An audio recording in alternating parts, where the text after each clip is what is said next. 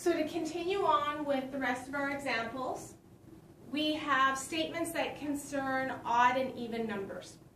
So when we're dealing with odd and even numbers, we're going to use the following notation. 2 times n, or it could be 2 times x, 2 times p, 2 times y, 2 times my variable will represent an even number. Because any number I multiply by 2 is going to be an even number. 2 times 3 is 6, 2 times 7 is 14, 2 times 37 is 74. I always get an even number. 2n minus 1 or 2n plus 1 will represent odd numbers. Because if I have an even number, such as 6, to get an odd number, add 1, gives me 7. Subtract 1, gives me 5. So this is the type of notation we're going to use to designate our even numbers and our odd numbers.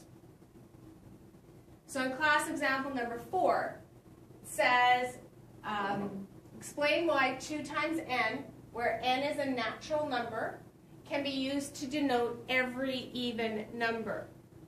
Well, all even numbers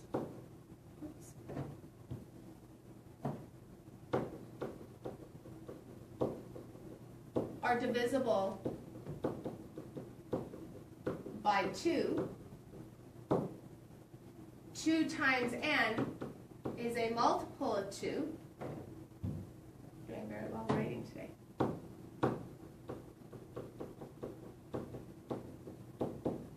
Which means it's divisible by 2.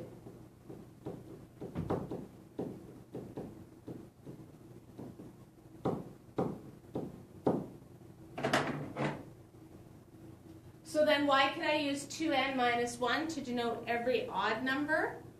Well, every odd number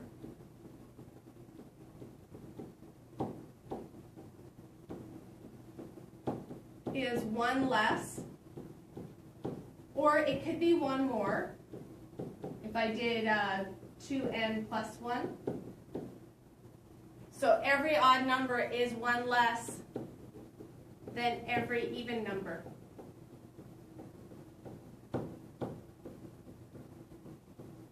So if 2n represents the even number, 2n minus 1 would be the odd number because it would be 1 before that. So if we use that to look at class example number 5, it says, when 2 odd numbers are added, their sums are always even. Use inductive reasoning or 3 cases to state that this is true. So if I pick 2 odd numbers, any 2 odd numbers, 1 plus 13 equals 14. That's an even number. So I want you to press pause, and I want you to pick 2 more.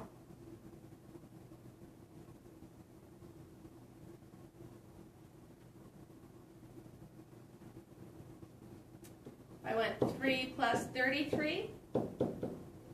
I get 36. If I pick 57 and 63, I get 120. All of those numbers are even, and all of the ones that you put together should be even. When we are talking about odd numbers, we are talking about natural numbers, so they have to be whole numbers, and they have to be greater than 0.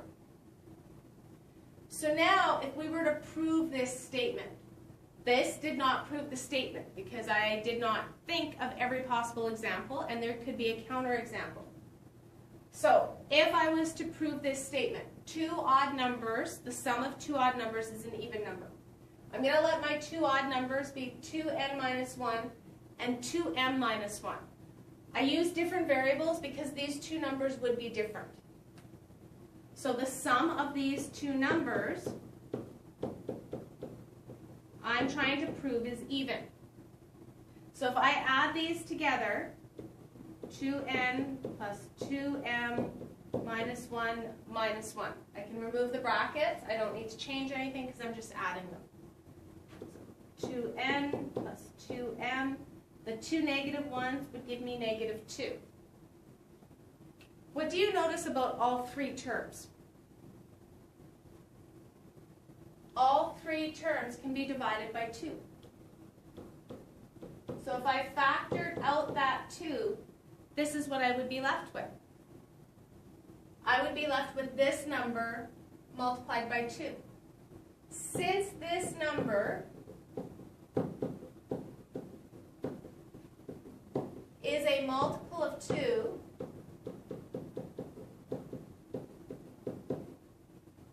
it must be divisible by 2.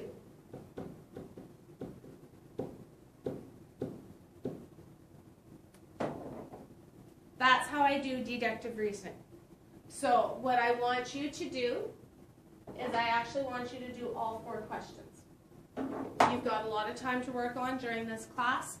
Work with each other and go back to the class examples to see what makes sense. Follow through the instruction. You can replay the video and you can try your best to go through these 4 questions.